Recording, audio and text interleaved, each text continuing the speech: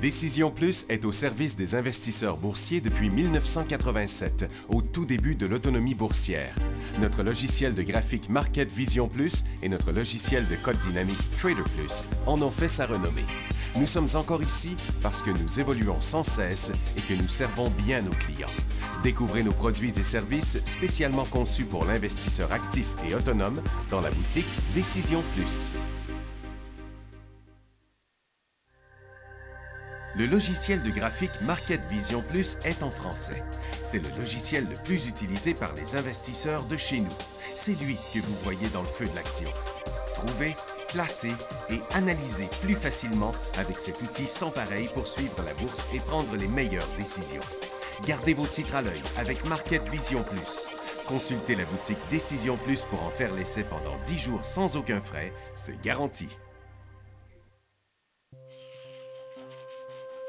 Laissez-nous vous guider pour analyser la bourse et prendre vos décisions. Les analystes de Guru.tv feront tout le travail pour vous. De minute en minute, nous classons les titres selon leur situation technique. Nous révélons les signaux d'achat et de vente. Nous publions des recherches poussées et nous prodiguons des conseils en temps réel. Ça commence avant l'ouverture et ça se poursuit jusqu'à la fermeture des bourses. Profitez de chaque cycle boursier avec Guru.tv. Trader Plus, l'instrument du day trader. 50 cotes qui clignotent en même temps. Autant de listes que vous voulez. Graphiques à la seconde.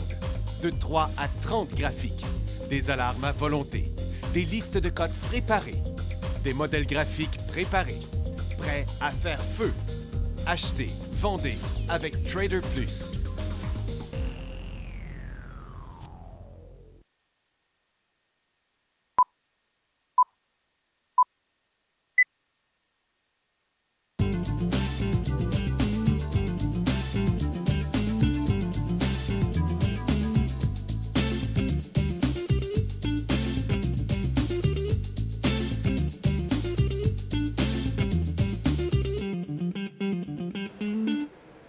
Bonjour tout le monde, bienvenue dans le feu de l'action. Petit problème avec mon fil. On est jeudi le 25 mai 2017. Le marché américain est encore en hausse. Le marché canadien, bien, les ressources, eux autres, sont pas mal en baisse. Puis pourquoi le marché américain monte? C'est à cause des minutes du FOMC hier, où on disait que... en fin de compte, c'est positif à cause dont la Fed va gérer l'économie. Ça a l'air que le marché a vu ça positif. C'est surtout le secteur industriel, aux États-Unis comme au Canada, qui a remonté quand même beaucoup. Puis même du côté de la Chine, on dit que ça réagit aux minutes de la Fed. Donc, le Nikkei a été en hausse. La Chine est aussi en élan haussier, en fait. Et par contre, Londres, lui, n'a pas bougé, reste sur son sommet. Mais Nasdaq fait exactement la même chose que les indices asiatiques. En fait, c'est les Asiatiques qui font la même chose que nous autres. Mais on ose croire qu'on est quand même rendu à la fin de ce rebond-là. Puis autant sur le DAR que sur le SPY. Mais le TSX, vous voyez, c'est une autre paire de manches, là, tandis que le marché américain est en haut. Le TSX, qui avait ouvert en hausse, maintenant est revenu en baisse, toujours dans sa zone neutre. Donc, vous voyez quand même une bonne différence entre le marché américain et le marché canadien. Le marché canadien est ici, le marché américain est là. Et puis, le PIB au premier trimestre en Angleterre est anémique à 0,2 %. Quelques résultats financiers ici. Best Buy qui est en feu. C'est ça le gros secteur aux États-Unis là, qui fait monter le marché. Donc, Best Buy qui a eu des bons résultats de 40 à 60 cents. Guess, moins 32 à moins 24. Le titre n'est pas en élan haussier, il a juste annulé son dernier cycle haussier. PVH Corp, 1,60, 1,65. HP, 39 à 40. Le titre déçu. Abercrombie Fitch, moins 70 cents à moins 91 cents. Sears Holding, bon, qui décolle finalement aujourd'hui, mais encore une fois, c'est un rebond dans une tendance baissière. Et puis, Sears avait moins 72, puis ils attendaient moins 72, ils ont moins 2 et 15. C'est quand même bizarre que le titre monte là-dessus. Et la Banque de commerce teste son support solidement là, ce matin. Plus bas que ça, on tombe en élan baissier. Et vous voyez, c'est ce support-là. Donc, le prochain cycle à éliminer, c'est celui-là. Donc, si ça passe en bas de 105 on va être parti en cycle baissier. Et Fortuna Silver, un petit rebond, 5 cents à 8 cents. 1,81 à 1,83, la Banque Royale a décollé en hausse, mais a reperdu presque toute sa hausse. Bon, puis là, le prix du pétrole, il monte pour des nouvelles de même d'habitude. Puis là, sur la nouvelle qu'on a, il descend. Ils disent que c'est en baisse ce matin parce qu'un délégué de l'OPEP a déclaré que le groupe de production de pétrole avait accepté d'étendre les réductions de production de 9 mois à mars 2018. Mais là, on nous dit que le pétrole descend parce que le marché penserait que c'est pas assez. Donc, il faut faire attention quand on lit une nouvelle. Hein. C'est important de voir la réaction qu'il y a en même temps. IRA Pharmaceutical a augmenté lors de l'annonce des résultats positifs des essais cliniques de phase 3. Mercury 2 en comparant l'efficacité de Roclatan à chacun des composants de Nétarsudil et l'éthanoprost. Bon, ça prend un docteur pour lire ça, cette nouvelle-là. Le titre a ouvert en hausse, mais il ne fait que descendre depuis qu'il est ouvert. Tembec a reçu une offre d'achat de 807 millions de dollars. 4 et 5. Bon, le titre est rendu au prix de l'offre, fait qu'il n'y a plus rien à faire là. Ça fait longtemps, de toute façon, que ça se trame, parce que vous voyez, quand il y a une offre d'achat sur les compagnies, ils se déplacent comme ça, là, de manière non seulement neutre, mais flat. Ça ne montait jamais d'une scène de plus, là. OK, du côté de l'énergie, ce matin, USO est en baisse, donc en ligne avec sa tendance pour l'instant. C'est l'inversement du cycle haussier qu'on va voir ici. Donc, le titre est passé sous sa zone de support et en descente. Le gaz menace de traverser son support et les titres sont accotés au plus bas possible. Passer ça, ce serait la formation qui serait traversée. Du côté des orifères, complètement flat, le prix de l'or ce matin, ça ne bouge pas vraiment. Formation très neutre. Par contre, les titres, eux autres, sont en perte de vitesse. On a une descente là, qui suit toujours la tendance baissière actuelle, qui en fait est baissière à très court terme, à moyen terme et à long terme. Là, dans le fond, tout est négatif sur l'or. Il y a juste un beau gros double support ici qui pourrait retenir les titres dans certains cas. Mais c'est négatif. C'est à éviter complètement le secteur aurifère. Du côté du secteur minier, c'est complètement flat. On n'a toujours pas de réponse. L'argent, c'est comme l'or. La consommation discrétionnaire, vous voyez, ça ne fait rien au Canada. On est dans une zone complètement neutre où on n'est pas ni en cycle haussier ni en cycle baissier, tout comme les télécoms et les services financiers d'ailleurs qui font une pause. C'est parti en hausse ce matin, mais ça s'est tout dégonflé dans les services financiers. Donc, vous voyez, la Banque TD a monté comme ça puis est revenue en bas. Le Banque de commerce est à côté sur son support. Le Banque de Montréal, le même, a glissé plus loin. Le Canadian Western Bank, Banque Scotia, Banque Royale, tout ça, c'est en descente. Même Power, qui est à côté comme sur son support. Donc, c'est plutôt inquiétant, le secteur financier. Le secteur industriel, lui, il continue à monter. Les autres, c'est pas mal tout neutre. Le secteur des real estate, les services aux collectivités aussi sont complètement neutres. La santé, encore un petit penchant par en bas, là. La consommation de base, c'est complètement neutre. Comme vous voyez, on n'a pas en tout la même affaire au Canada ou aux États-Unis, où au Canada, tous les secteurs sont dans une zone neutre à très, très, très court terme. Donc, il n'y a pas de direction sur notre marché à nous autres. Puis là, ben, ça a l'air d'être de la prise de profit qui est en train de se passer sur le marché américain. Regardez, le marché de Toronto descend encore quand même assez rapidement. On est rendu à moins 60.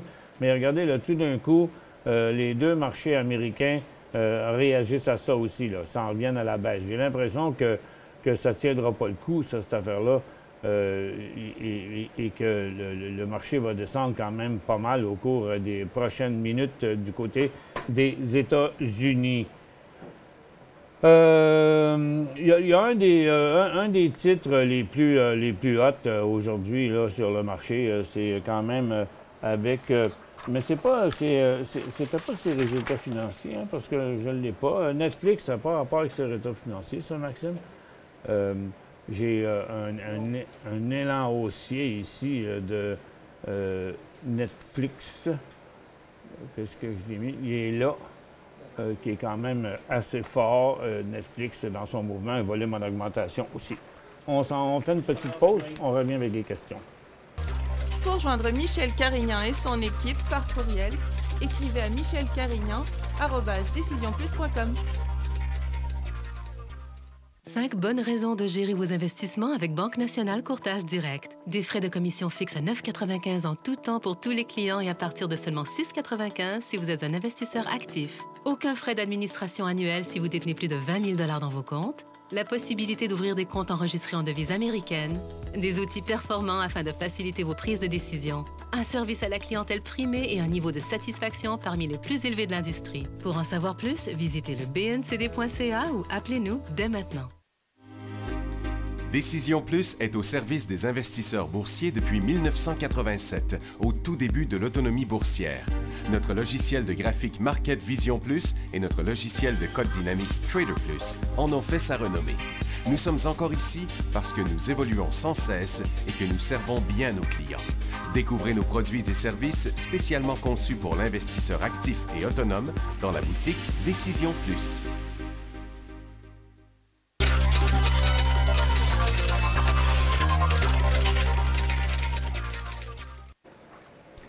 Bon retour, mesdames et messieurs. Quelques questions ici. Première question, j'ai ETRM 150 à 5,38. Il vaut 4,94 lors de son premier mouvement décollage ce matin. Bon, c'était des questions d'il y a 2 jours. Quand le titre avait bougé ici. Mais de toute évidence, non, maintenant, on peut le dire. Je pense que vous êtes entré là, hein, vous dites dans son premier mouvement, je ne sais pas lequel vous appelez premier mouvement. Là. Il y a eu plein de faux décollages sur ce titre-là, dont un il y a 2 jours ici. Non, mais là, vous le voyez, je suis sûr que vous pouvez répondre à votre question de vous-même aujourd'hui.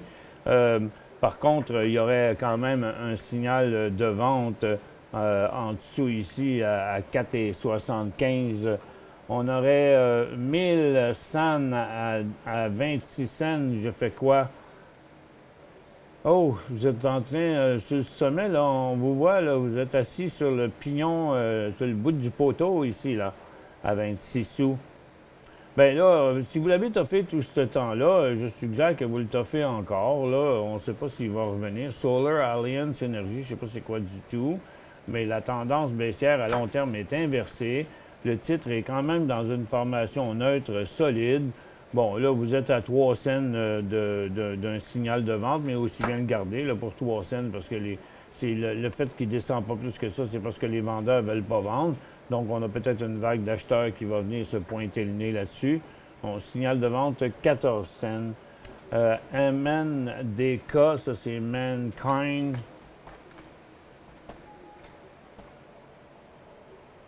MNKD. Bon, il est quand même beau, Mankind. Il est en train de se préparer pour un inversement de sa tendance. Un support ici, un support là, un autre support ici. Tout est très positif pour l'instant. Bon, étant donné qu'il a fait ça ici ce matin, puis que là, il s'est stabilisé, remarquez qu'on est à la hauteur de sa résistance. Donc, on va, pour vous donner avec plus d'exactitude le point d'entrée, vous voyez, ce serait comme, bon, s'il redécolle, 1,46, je vous dirais, Bon, pour le long terme, là, c'est valable rien qu'à long terme. Hein?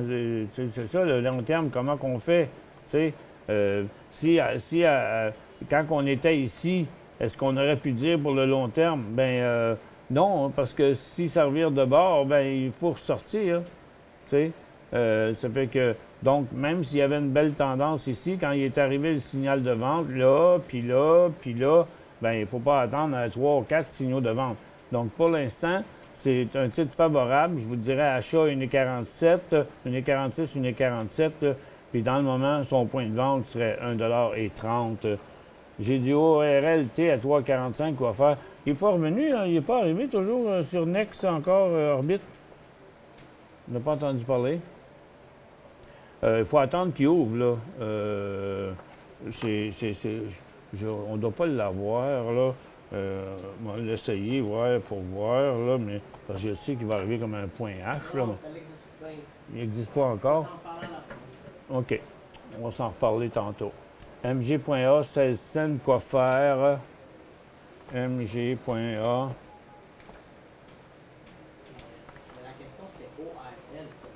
C'était pas... Ah, excuse, je me suis trompé. Pourquoi je trouve pas... ah non, c'est MGA, MGA. MGA, c'est méga uranium à 16 cents. Bien, vous êtes juste sur le piton. Il n'est pas vraiment positif. Puis l'uranium non plus n'est pas positif. Surtout qu'en plus, le pétrole descend. Regardez ici, le Global Uranium fait pareil comme méga uranium. Puis en plus, regardez Cameco qui est sur le bord de briser ici. Puis NextGen qui est reparti sur l'autre bord aussi. Je sais pas, ça sent pas très bon de ce côté-là. Peut-être devriez la fermer, cette position-là, parce que c'est pas bien prometteur. C'est pas celui-là, mais en tout cas, c'est à Toronto. Ce que je disais tantôt, MGA, regarde, il est comme le secteur, très négatif. Puis là, vous êtes, juste pour ainsi dire, à votre prix payé. Tout bad que vous n'avez pas pu prendre des profits avant ou sortir avant un profit, mais vaut mieux sortir là que d'avoir une perte, je pense. On vous ouvre la barre de questions à l'instant parce que j'ai épuisé toutes mes questions. En attendant, je vais aller voir ORL à Toronto à 3,45. Là, vous êtes à 3,75, puis il regarde bien quand même le titre. Vous voyez, il est très solide, là. Moi, je mettrais un stop à 3,60, là, puis je le laisserai aller. Parce qu'il est en train de construire un support plus haut que le précédent, là. Donc, puis il se déplace de côté sur des volumes diminuants. Tout est correct. Il y aurait même un signal d'achat sur ce titre-là à 3,75 $. Marc-Antoine, achat 13 500 QCYTR. CYTR. Citrix. Bon, il est en élan, lui, là. À 53 cents. Il est à 57 quelque chose. Quel serait votre point de sortie? Bien là, pour l'instant, c'est en dessous, OK?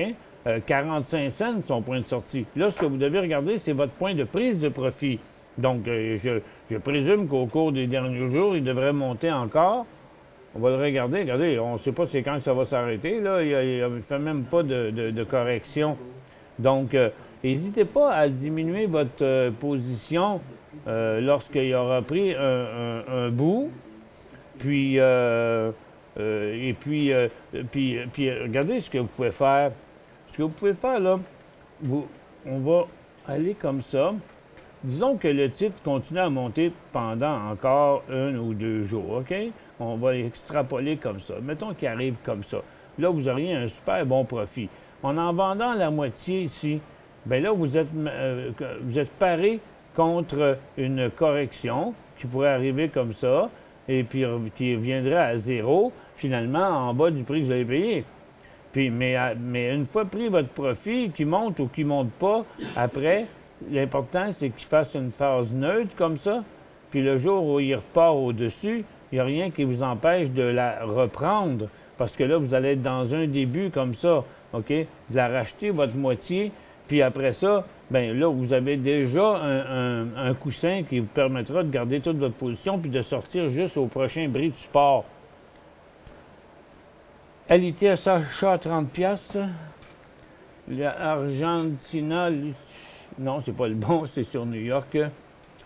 LIT. Global Lithium.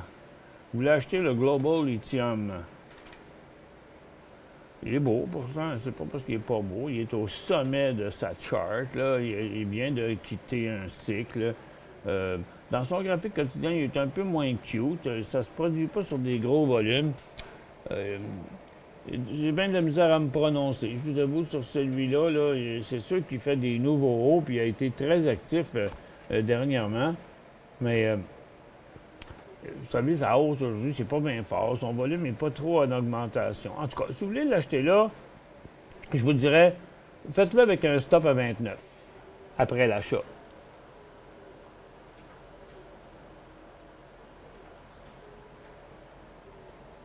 On achète LLG et VST sur le marché de croissance. LLG. Il est loin dans son cycle Mason Graphite. On sait qu'il a été commencé à 1,45, là, à 1,70. Il est déjà pas mal avancé dans son cycle, puis qui est déjà la grosseur des plus gros cycles qu'il fait.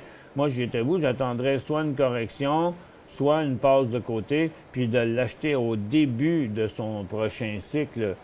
Puis QST, c'est Kestor. Pareil, le signal, c'était le 23 mai. Là, il est rendu en hausse de 10 à 15 déjà. Vous n'êtes pas au début là, de votre mouvement. AIM, est-ce que c'est un go? Et non. C'est une tendance baissière comme ça, puis c'est juste un petit rebond. Embarquez-vous pas là-dedans. On va à la pause.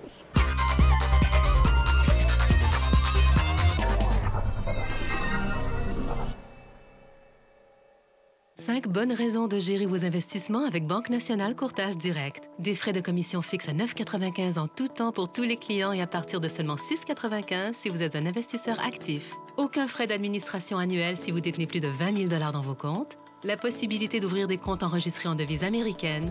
Des outils performants afin de faciliter vos prises de décision.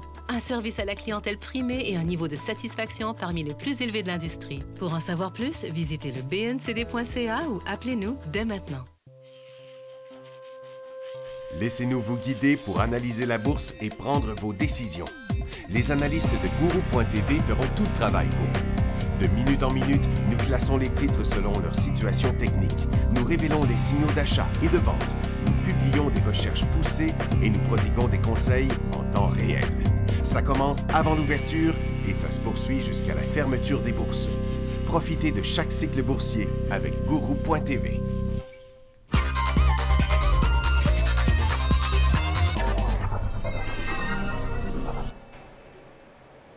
Bon, j'ai des nouvelles fraîches sur Orbit. D'ailleurs, c'est sur leur site Internet.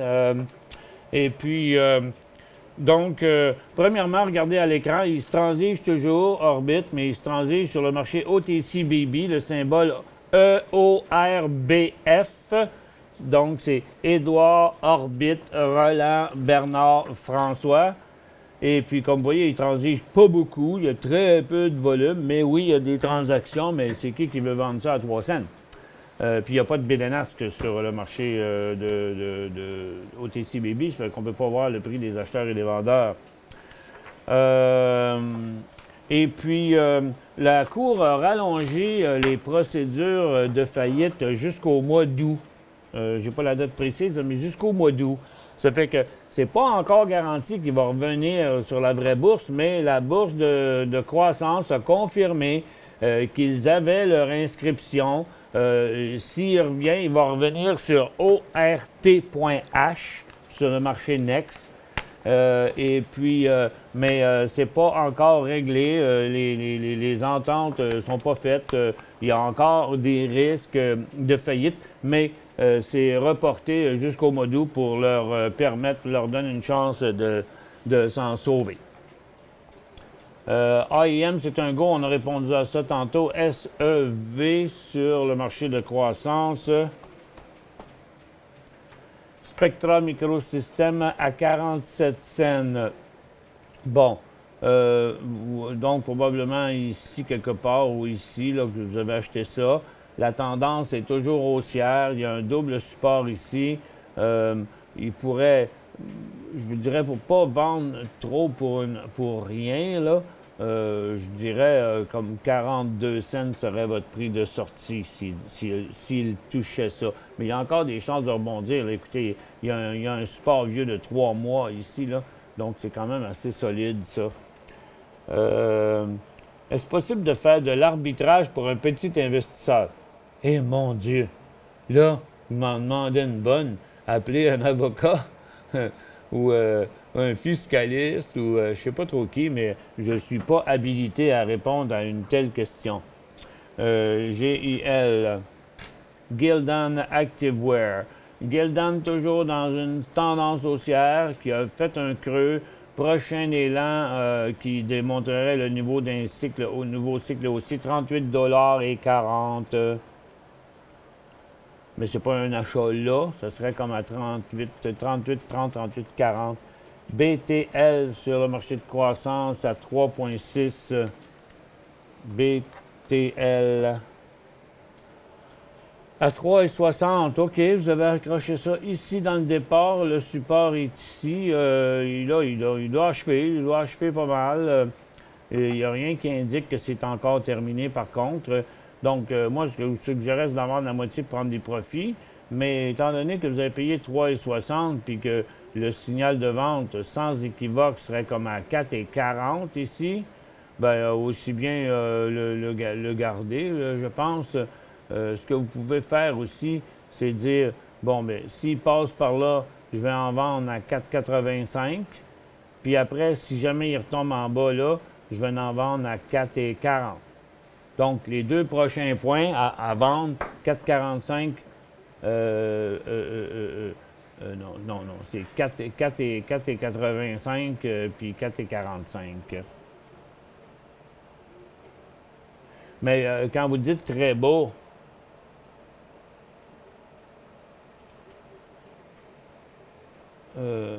vous dites, ce que je comprends pas,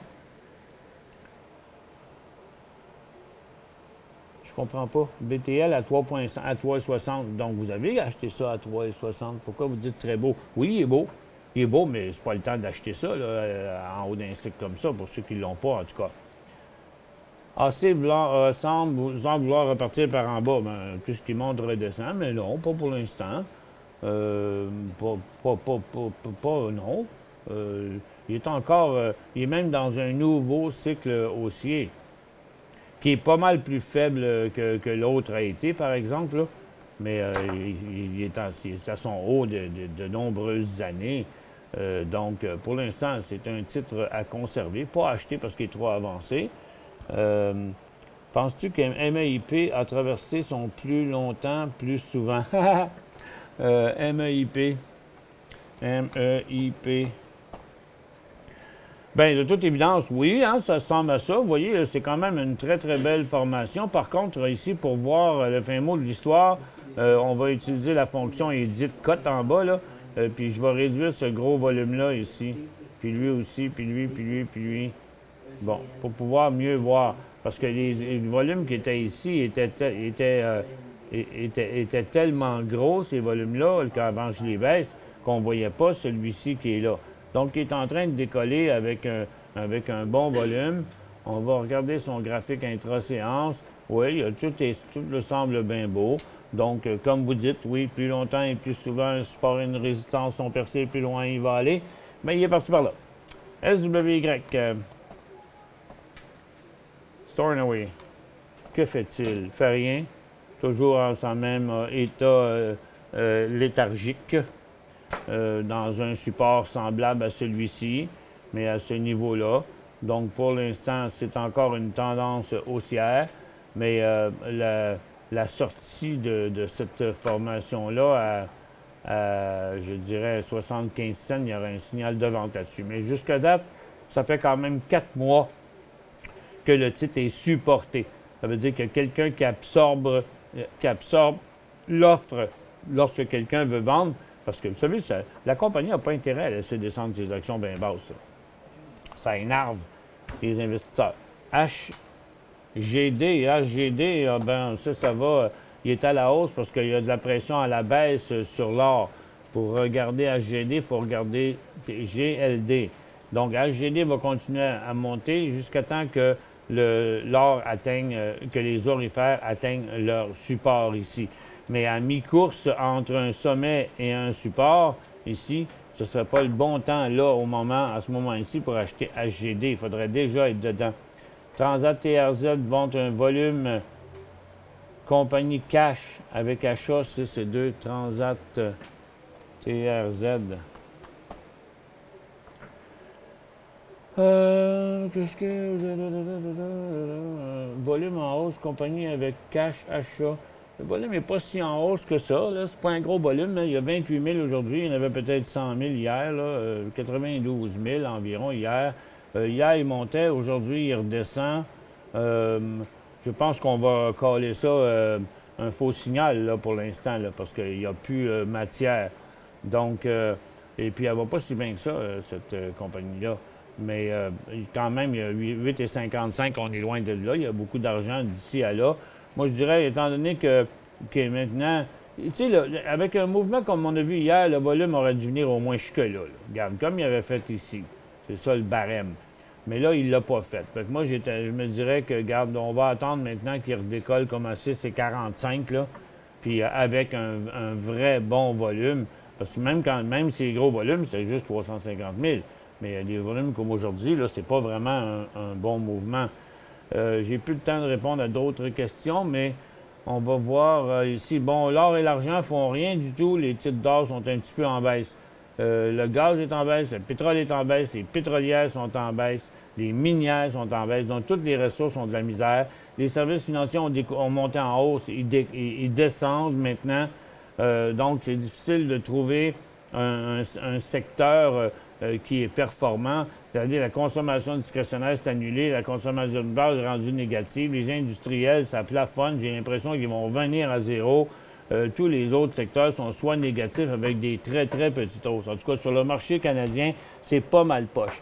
Puis j'ai l'impression que le marché américain s'en revient en bas. Je serais même pas surpris de le voir fermer négatif. Regardez la situation du marché. Là, pendant l'émission, le Dow a parti de son sommet puis est redescendu à son prix d'ouverture, qui était le gap à la hausse ici ce matin. Puis là, ben, ça va faire... il y en a qui vont dire, oui, il est venu fermer son gap, mais c'est des légendes urbaines. Là, c'est juste que ça donne de même. Le titre va faire l'aller-retour. La pression est encore à la baisse. On a la même chose sur le marché de Nasdaq. Donc, ça a été un mouvement éphémère, un mouvement quand même à très, très, très court terme. Mais sur le marché canadien, il n'y a rien vraiment d'intéressant pour l'instant, en tout cas. Alors, attendons de voir qu'est-ce qui va se passer. Merci à tous d'avoir été avec nous.